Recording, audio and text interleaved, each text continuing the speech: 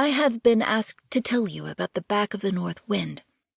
An old Greek writer mentions a people who lived there and were so comfortable that they could not bear it any longer and drowned themselves.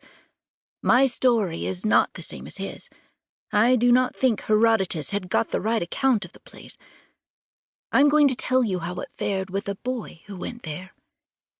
He lived in a low room over a coach house, and that was not by any means at the back of the North Wind, as his mother very well knew, for one side of the room was built only of boards, and the boards were so old that you might run a penknife through into the North Wind, and then let them settle between them which was the sharper.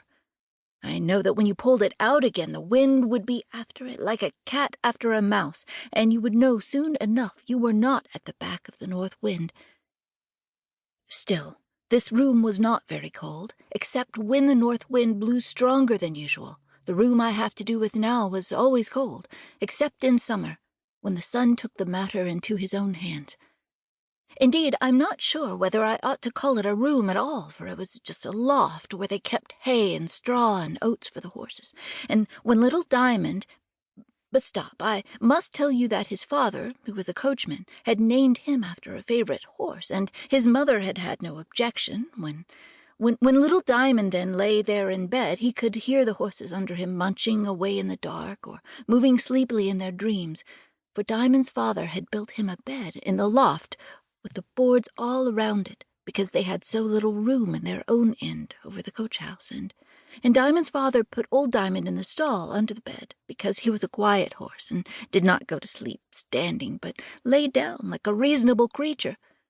But although he was a surprisingly reasonable creature, yet when young Diamond woke in the middle of the night and felt the bed shaking in the blasts of the North Wind, he could not help wondering whether, if the wind should blow the house down and if he were to fall through into the manger, old Diamond mightn't eat him up before he knew him in his nightgown.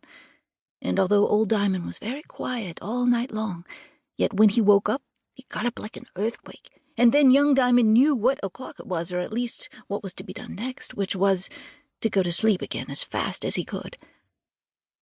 There was hay at his feet and hay at his head, piled up in great trusses to the very roof.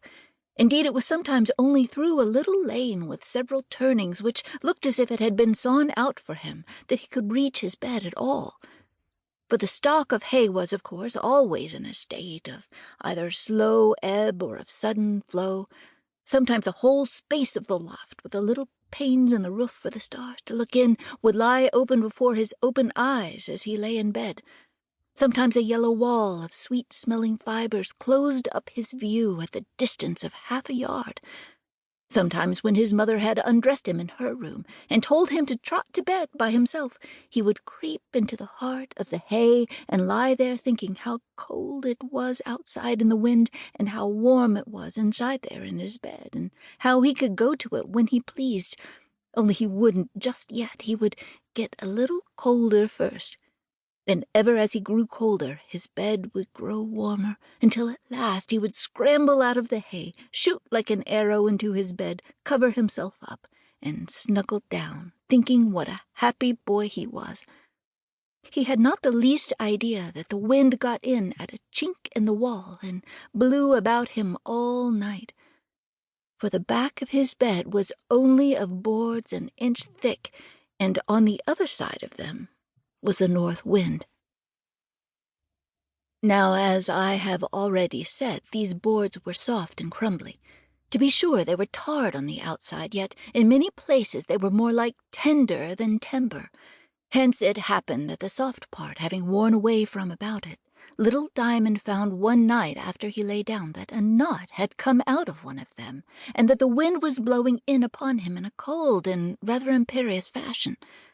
Now, he had no fancy for leaving things wrong that might be set right, so he jumped out of bed again, got a little strike of hay, twisted it up, folded it in the middle, and having thus made it into a cork, stuck it into the hole in the wall.